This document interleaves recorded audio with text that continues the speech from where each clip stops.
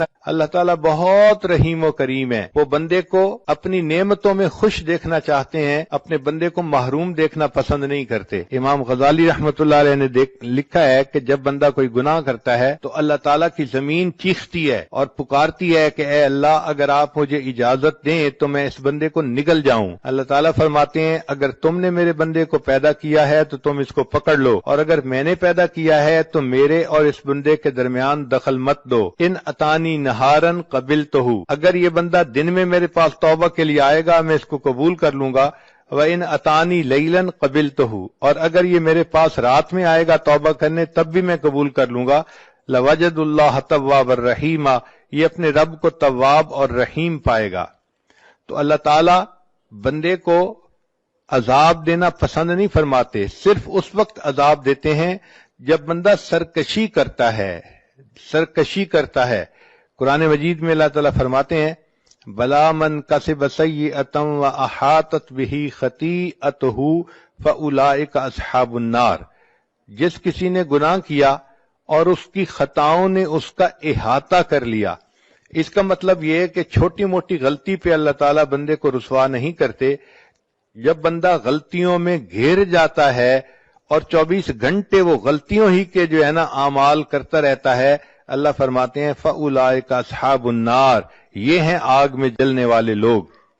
چنانچہ ہمیں چاہیے کہ ہم دنیا میں اپنے گناہوں کی اللہ تعالیٰ سے معافی مانگ لیں۔ قیامت کا دن ایسا دن ہوگا کہ جب ماں بھی کوئی ایک نیکی نہیں دے گی۔ ایک حدیث پاک ذرا توجہ کے ساتھ سنیے۔ قیامت کے دن ایک بندہ ہوگا جس کو اللہ کے سامنے پیش کیا جائے گا، اور اس کے نام اعمال میں نیکیاں بھی ہوں گی، گناہ بھی ہوں گے، مگر اس کی ایک نیکی کم ہوگی، ایک گناہ زیادہ ہوگا۔ رب کریم فرمائیں گے اے میرے بندے، اگر تیرے پاس ایک نیکی اور ہوتی تو تیری نیکیاں اور گناہ برابر ہو جاتے، پھر میں اپنی رحمت سے تمہیں جنت بھیج دیتا۔ اب چونکہ تمہاری ایک نیکی کم ہے لہذا تم ایک نیکی کہیں سے لے کر آؤ۔ وہ نوجوان بڑے خوشی خوشی اپنے ماں باپ کی طرف جائے گا، اپنی ماں سے نیکی مانگے گا، ماں کہے گی کہ نہیں میں نیکی ایک بھی نہیں دے سکتی۔ وہ بچہ کہے گا کہ دیکھیں میں جہنم میں چلا جاؤں گا، میرے اوپر رحم کھائیے، اور آپ کے پاس تو نیکیاں زیادہ ہیں۔ ماں کہے گی اگرچہ نیکیاں زیادہ ہیں لیکن میں تمہیں اس وقت ایک نیکی بھی نہیں دے سکتی۔ پھر وہ بندہ اپنی بیوی سے نیکی مانگے گا، بیوی بھی انکار کر دے گی۔ پھر اپنے بھائی سے مانگے گا، وہ بھی انکار کر دے گا۔ یوم یفر المرء من اخیہ و امہ و ابی و صاحبتہ و بنی، بیٹا بھی انکار کر دے گا۔ جب سب لوگ انکار کر دیں گے تو وہ بڑا ہی مایوس ہوگا کہ اتنے میرے لوڈ ون تھے اور آج ان کے پاس نیکیاں زیادہ بھی ہیں، یہ مجھے ایک نیکی دینے کے لیے تیار نہیں ہے۔ اتنے میں اس کو ایک بندہ ملے گا، وہ پوچھے گا تم کیوں رو رہے ہو؟ یہ کہے گا ایک نیکی کم ہے اس وجہ سے میں رو رہا ہوں اور مجھے کوئی نہیں دے رہا۔ وہ کہے گا اچھا مجھ سے ایک نیکی لے لو۔